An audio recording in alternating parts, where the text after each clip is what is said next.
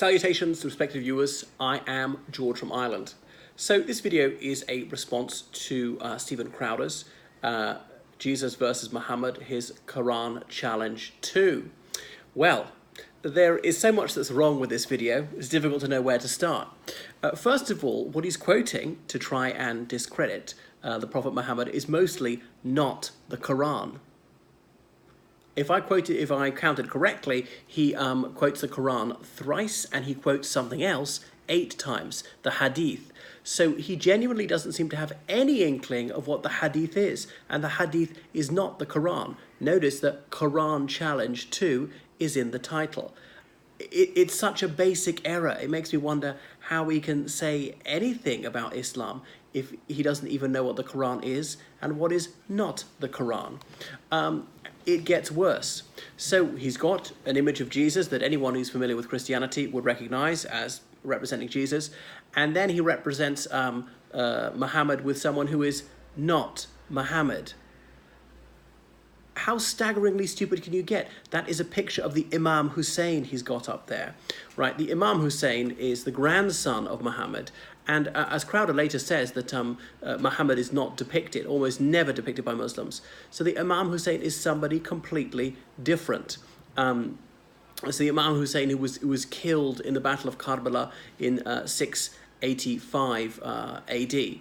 And who is not revered by most Muslims, in fact very much opposed by most Muslims. Sunni Muslims see him as bad, only Shia Muslims, at most 20% of Muslims would look up to him. So it is a mistake so rudimentary it really calls into question everything else he says.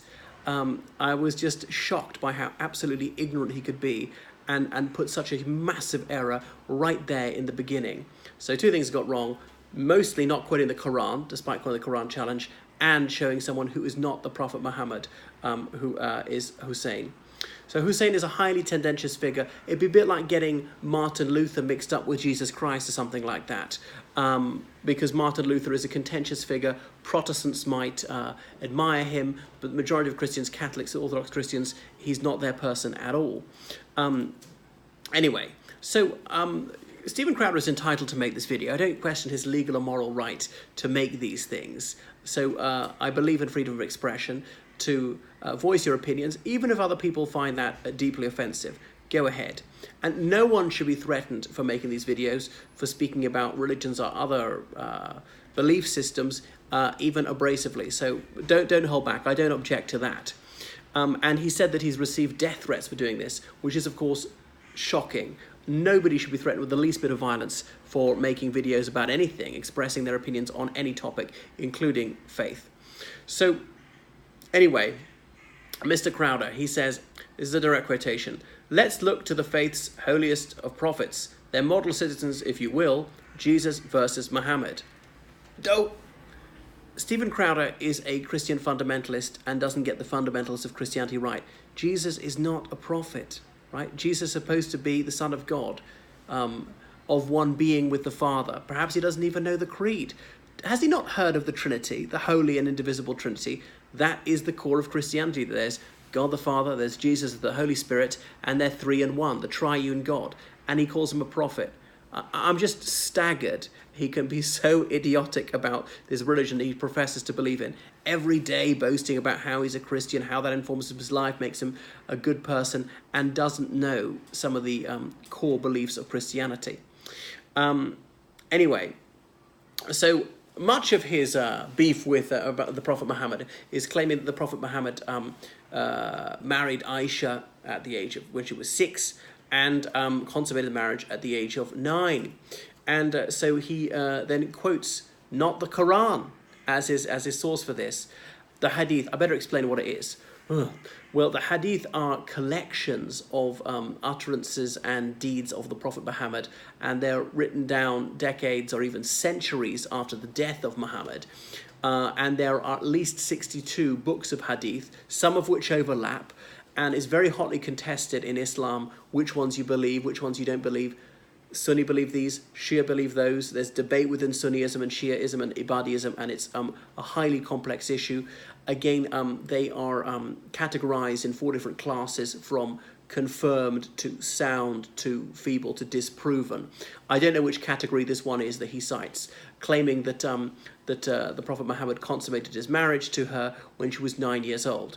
Well, I have looked up the source he cited, and it does not say that he consummated the marriage to her at that age. It said that she was handed over to him. No, doesn't say consummation, says handed over. Now, I cannot read Arabic, and I bet my bottom dollar Mr. Crowder cannot either. So if this is so important to him, he should at least get something which says that it was consummated. I'm reading the English translation, obviously. So there we are. So some of this tradition might not be accepted by most Muslims. There we are. And how about the prophets in the Old Testament, or the disciples? Most of them were married. What ages were their brides when they got married? Well, the age of consent in the United States is 18 in most states. I believe it's 16 in some states. Not long ago, it was even 14 in a few states. So these people in the Old Testament, did they always wait? Did these men always wait till their brides were 16 or 18 to marry? I don't know, actually. There were no birth certificates. A lot of people didn't know their age in parts of the world until quite recently. So we're obviously trying to impose 21st century standards on an Iron Age culture. Now, I do agree, though, that intercourse with a prepubescent child is a vile thing. The very suggestion of it is morally repugnant, unacceptable under any circumstances. I do make allowances for there was a shorter lifespan. People didn't go to school at all in most cases. They reached adulthood. They would define that as adolescence and get married and start having children straight away because they're going to die in their 20s mostly.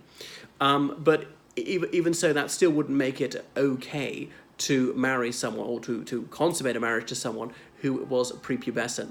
Incidentally, in India, there are even ritual marriages these days, and the children are married when they're very young, but don't actually live together and have a real marriage till they're teenagers. So surely this would have been true of many people in the Old Testament as well, though we don't actually know it. It was not actually spelt out. Well, it talks about people getting married in the book of Genesis very, very young as well, but somehow he doesn't think that's grossly immoral. Anyway, Mr. Crowder, he darkened his skin. He was in brown face for this act. Now, I don't take exception to that. Some people would find it hideously offensive. Some people would call it racist. I think it's faintly silly. Doesn't bother me. I wouldn't care if a black person was in whiteface or something. So, yes, the Prophet Muhammad married several times. Nobody disputes that. Donald Trump, who Stephen Crowder adores, he's also married 3 times. Now, admittedly, he's not a prophet. He prays a lot. He says that he relaxed the Bible and so on. But I don't hear any condemnation there. But we don't know that Jesus was not married, by the way. It's simply silent on that subject, the New Testament. And it depends which books you consider to be in the Bible. We know there are 4 Gospels, and obviously the canon of the Bible, which books are actually in the Bible, weren't decided for centuries after the time of Jesus Christ. How many Gospels are there? There are actually about a dozen. But only 4 of them made it into the Bible. You get a rather different account of things if you read the Gospel of Peter or so on, or the Gospel of Judas and on, the Gospel of Mary. So Muhammad, his first wife, Khadija, being older than him, a widow, she had her own business, suggests he had believed in some rights for women. He outlawed female infanticide, which you think, is that not a step in the right direction? So anyway, Stephen Crowder assumes that the Bible is absolutely accurate, even though it contradicts itself multiple times. The Gospels talk about gospel truth. You have 2 lists of the lineage of Jesus in the Gospels. They don't match. Not all the same names, and not the same number of generations. And even when the names are the same, they're not all in the same order. So which one of those is wrong? Could be both of them. So really, we cannot take this as trustworthy.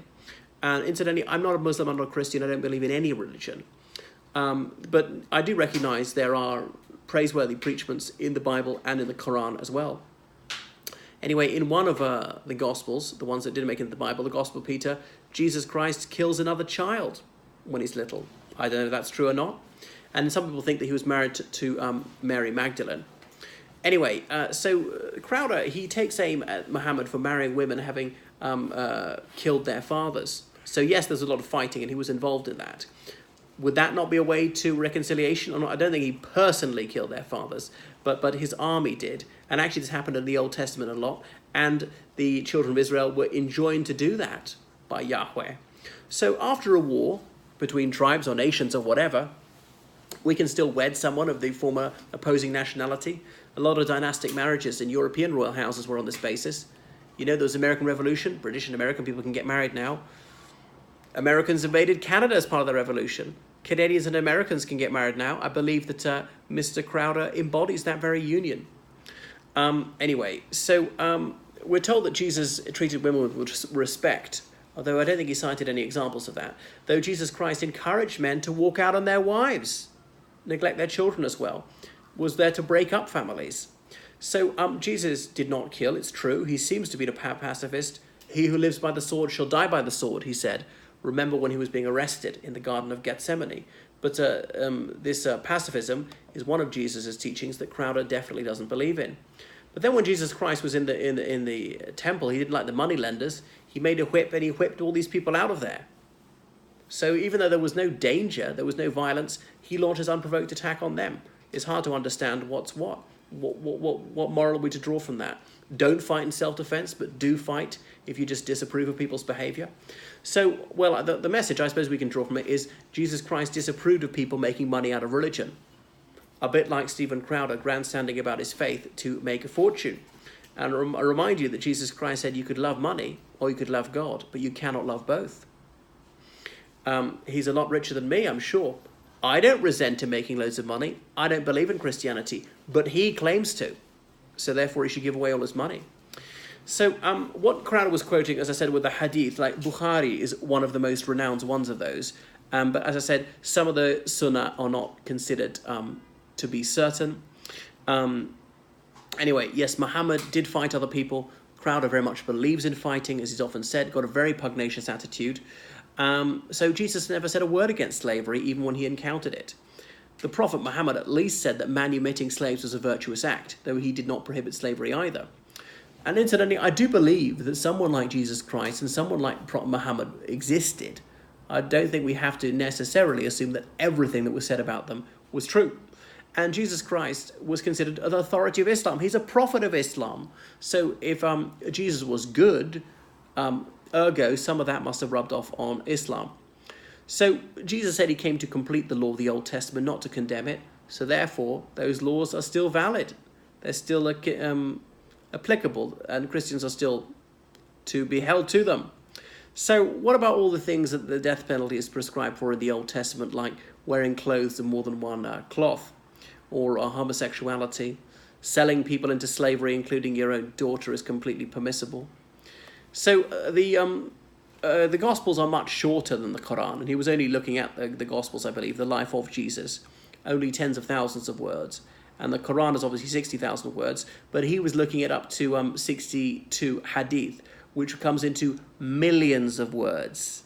Now, admittedly, that hadith, they sometimes complement each other and overlap. So you're a hostage to fortune because there's just so much material there. There could be some real stinkers in there, which would reflect very badly on the Prophet Muhammad. The Quran is different, and that's all from the Prophet Muhammad's pen. Muslims believe it was dictated to him by the angel Gabriel. And this is another place where Crowder fouled up. Here's a direct quotation. Regardless of his servitude, Jesus never demanded anything in return. Servitude. Does he not know the English language? Doesn't know what the word servitude means? It means slavery. Whoever said Jesus Christ was a slave? You might mean regardless of his service. Now, Mr. Crowder does this sort of thing for a living. These are obviously carefully edited with images spliced in. Unlike my channel, I'm a complete amateur, as you can tell. And he makes millions out of this. Good for him. But he could at least get his words right, edit it carefully, and if there is a faux pas in there, correct it, rather than letting something like that slip through. So it really casts a pall over his intelligence when he makes such a basic error again. All right, so here are some of the ridiculous things that Jesus said, and he's obviously saying that Jesus is so much better than the Prophet Muhammad. Let the dead bury themselves, Luke 9:60. Calling on people to be eunuchs, how about that? That's Matthew chapter 19. Mark chapter 10, Jesus Christ tells people to give up their family. And Matthew, Mark, and Luke, the three synoptic gospels, all agree on Jesus rejecting his own family. Who is my mother? Who are my brothers? Matthew chapter 15, Jesus Christ says, when the Old Testament says that parents are entitled to kill their children if they curse them, yeah, that's right. So there we are. Wonderful. How many kids would get killed by their parents for being rude to them? But I concur with Crowder's assessment overall. Jesus is a more sympathetic character than the Prophet Muhammad, and there are good things in there, like the man with 2 shirts must give one to the man who has none. What a self-sacrificing thing to do. I wouldn't do it, but perhaps Crowder would. He believes in Jesus, doesn't he? Except when it makes his life a little bit difficult. Mr. Crowder claims that the Quran is against compassion. Well, it seems to me he's not read it, which he enjoins people to do. Every chapter begins with Bismillah ar-Rahman ar-Rahim, in the name of God, the compassionate, the merciful, Allah being God in Arabic. So there it is, encouraging all the time. I know it appears to contradict himself, but Mr. Crowder has pleaded with people to look at the New Testament in its entirety. There are loads of dreadful things in the New Testament. Even the Old Testament, even that's indefensible, according to Mr. Crowder, presumably, which is why he didn't ask us to read all the books of the Bible. Right, so Peter says to slaves, you must obey your masters, even if your masters are perverse. So slavery is entirely acceptable according to, the rock of God, St. Peter, the first pope, the disciple who Jesus was probably closest to. Matthew 15:17, Jesus does not object to anything in the Old Testament. So when enslaving people, when genocide is mandated, that's all approved of by Jesus Christ. What a moral guy. Muhammad at least had the guts to do it himself. Matthew 5:29, cut off your hand if it causes you to sin. Now, that might be parabolic, I don't know. Matthew 7:13, most people are going to go to the infernal regions. Yeah, damned to hellfire. Matthew 7:19, if you don't bear fruit, you will be burnt. Are we to understand this metaphorically? I don't know. Families will be torn apart, judges' prophecies. 10:21, well, that one came true. Much blood has been spilt and Christians arguing over abstruse points of doctrine. God could at least make himself clear. If he's all powerful, he's got the ultimate power of communication. But then he's speaking in riddles all the time. We don't know what he's meaning. And then because of these hair-splitting doctrinal differences, people have been slaughtering each other by the million. All right. So Matthew chapter 11, verses 20 to 24, Jesus condemns entire cities to hell because they don't like his preaching. Well, how merciful can you get? So Matthew chapter 10:28, God is willing and able to destroy you in both body and soul. Nice. Matthew chapter 13, verse 41, angels will come and fling people into fire. So compassionate. Is that compassionate, throwing people into fire? Matthew chapter 18, verse 23. Enslaving people for falling into debt is entirely permissible. Right? That's very merciful. Matthew chapter 24, verse 37. When Jesus comes back at the end of time, there'll be a second flood and almost everybody will drown. Right. So almost wiping out the human race. That's merciful. So Mark chapter 7, verse 9, the thing about killing disobedient children again. These are often reinforced by each other in the different Gospels. Luke chapter 17, verses 29, Jesus Christ applauds the destruction of Sodom and Gomorrah. Remember, because some people were gay, the whole city was wiped out. And remember what Lot did, this paragon of virtue, to try and prevent all this happening, offering his daughters up to be raped. And we're supposed to admire such a man? So remember, these are the 4 Gospels that made it into the Bible that the early church fathers felt reflected most positively on Jesus Christ. What on earth do the others say? I've hardly read any of them. So John chapter 3, verse 18, you are not saved through goodness or acts, sin or virtue, so it's completely about faith. So you can be the most evil person in the world, but saved so long as you believe. You could be the most wonderfully kind and self-sacrificing person, but you'd still be damned if you just couldn't convince yourself to believe all this stuff. John chapter 3, verse 36, the wrath of God is on those who do not believe. The Acts of the Apostles, chapter 3, verse 23, those who do not follow him shall be killed. That's more mercy from Jesus. Better than Muhammad, is it? Chapter 5, verses 1 to 10, God and Peter frighten Ananias and his wife to death because they don't hand over money. I thought Jesus Christ doesn't care about money. He just said that's bad. Acts chapter 13, verse 22, King David is a man after Jesus' own heart. King David, who hacked and burnt to death the populations of whole cities, and who had lots of concubines. Romans, chapter 1, verse 31, kill all homosexuals. Romans, chapter 5, verse 9, the guilty are to be saved by the blood of the innocent. What's fair about that? Killing an innocent person? Where's the logic? Okay, first epistle to the Corinthians, if you defy the temple, we will destroy you. Verses 3:17. Actually quite similar to what the Prophet Muhammad said about how it's so bad that Jews and Christians built temples around the graves of the prophets. So 1 Corinthians, I should say, 10:8. God killed 10,000 in a plague for whoredom with the daughters of Moab. Wow. And Jesus specifically said elsewhere that actually when the tower fell and killed people on Siloam, that was not divine retribution. But here we have divine retribution. So 1 Corinthians 10:9, if you tempt Jesus, you will die of snake bites. How can Jesus Christ possibly be tempted? He's almighty. So that's rational. That's internally consistent, I suppose. 1 Corinthians 10, verse 10, if you murmur, God will destroy you. Well, you better not mumble, enunciate clearly. All right, Ephesians, in this epistle, chapter 1, verse 4, we are predestined to hell. Nothing we can do about it. You can be the most morally upstanding, warm-hearted, generous person in the world, and you're still going to hell. Where's the justice in that? Okay, the second epistle by St. Paul to the Thessalonians. Jesus will exact vengeance on disbelievers by burning them in hell for eternity.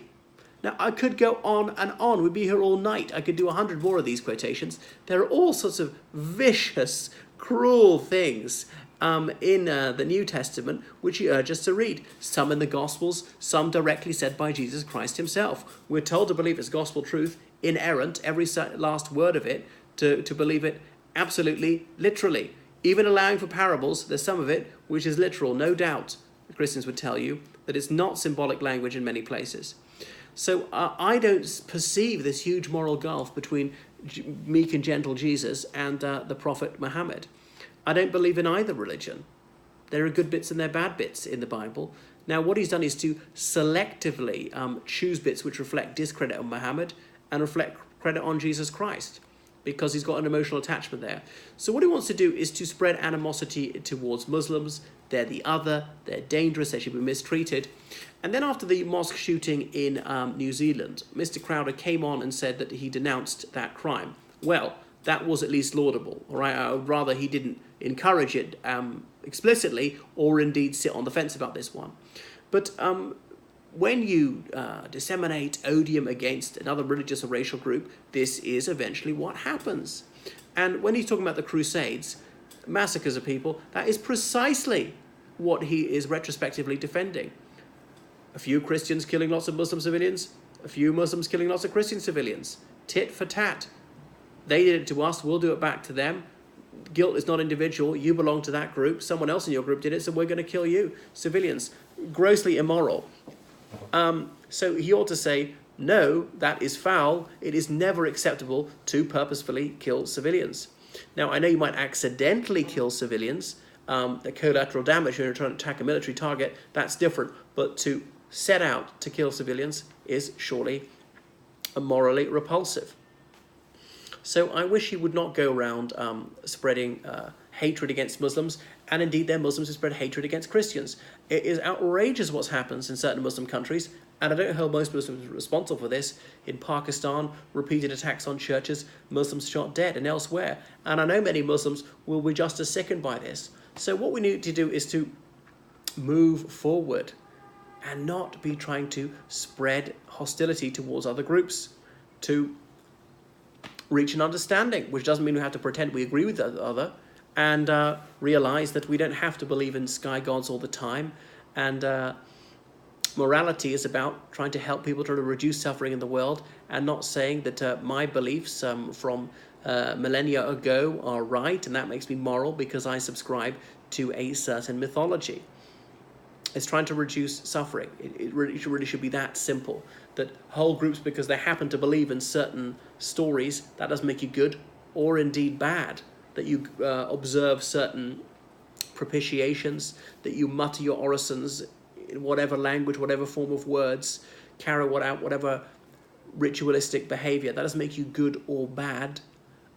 So we should stop trying to label people, divide people, and stop spreading hatred.